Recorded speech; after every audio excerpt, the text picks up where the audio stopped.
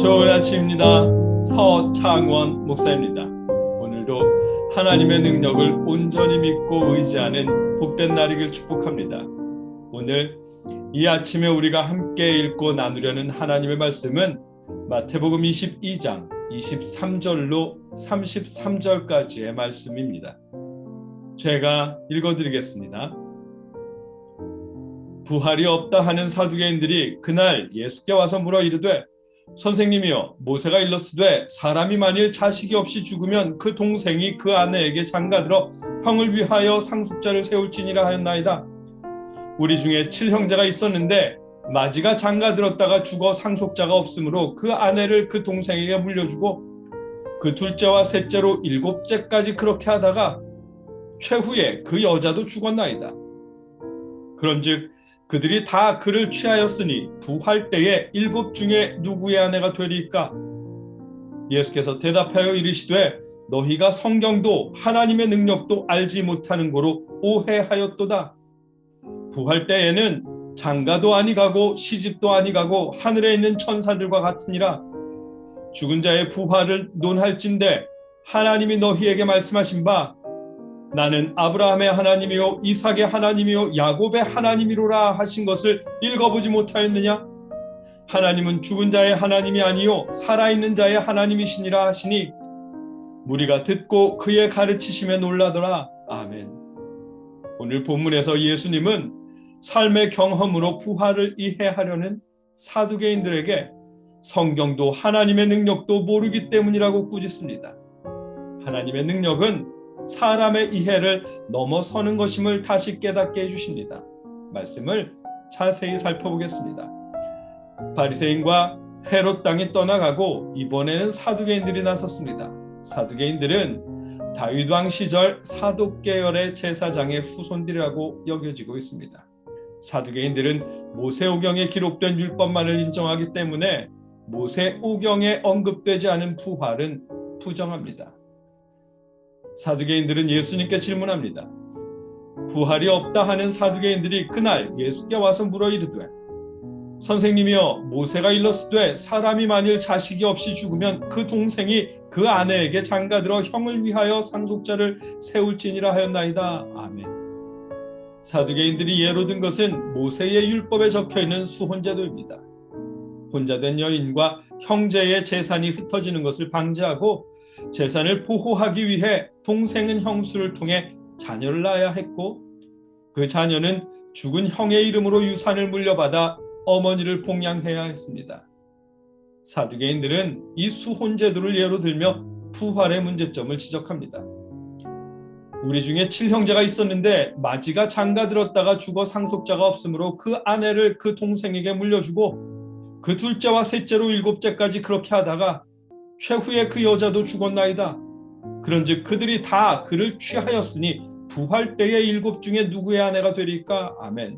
한 여인과 7 형제가 결혼했고 다 죽은 후에 부활하면 그 여인은 누구의 아내가 될 것이냐는 질문입니다. 언뜻 생각하면 그러게 싶은 이 질문에 예수께서 대답하여 이르시되 너희가 성경도 하나님의 능력도 알지 못하는 고로 오해하였도다. 아멘. 그들의 질문은 성경과 하나님의 능력에 대한 무지의 소산이라고 말씀하십니다. 예수님은 부활 때에는 장가도 아니가고 시집도 아니가고 하늘에 있는 천사들과 같으니라. 아멘. 부활 후에는 현실의 삶처럼 결혼하는 일들은 없을 것이라고, 그런 일에서는 천사처럼 될 것이라고 말씀하십니다. 그들이 경험하는 현실의 삶과 부활 이후의 삶은 다를 것이라고 대답하십니다.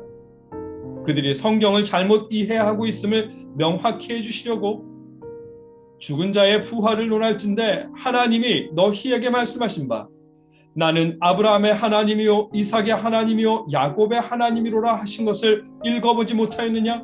하나님은 죽은 자의 하나님이 아니요 살아있는 자의 하나님이시니라 하시니. 아멘.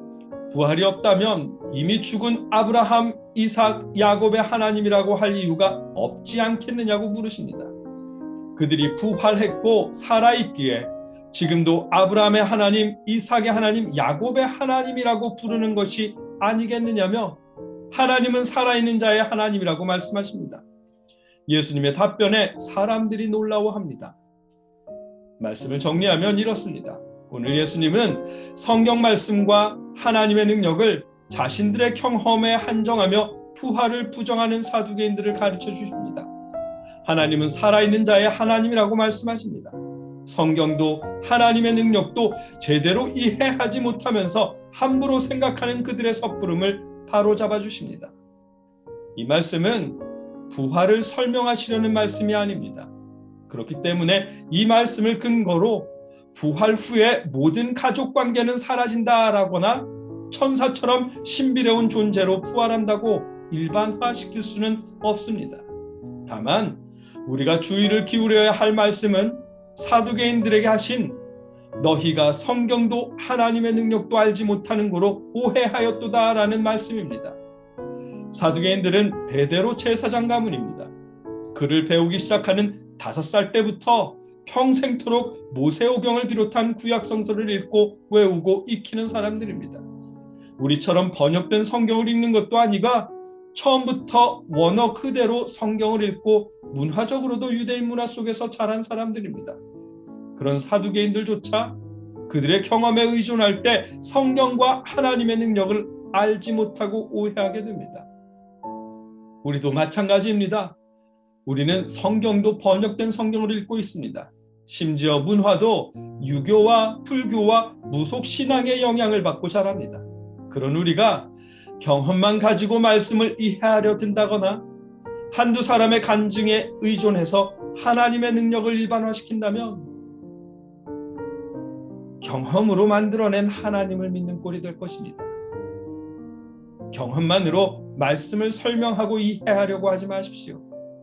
누군가의 경험이나 간증만으로 하나님의 능력을 일반화하지도 마십시오. 하나님의 능력을 여러분의 이해의 범주 안에 가두지 마십시오. 하나님의 생각은 우리의 생각과 다르고 하나님의 길은 우리의 길보다 높습니다. 우리가 할 일은 하나님의 능력을 이해하거나 설명하는 것이 아니라 하나님의 능력을 온전하게 믿는 것입니다. 저와 여러분이 이해하지 못하더라도 하나님의 능력을 온전히 믿을 수 있도록 하나님께서 붙잡아 주시길 주님의 이름으로 축복합니다. 함께 기도하겠습니다.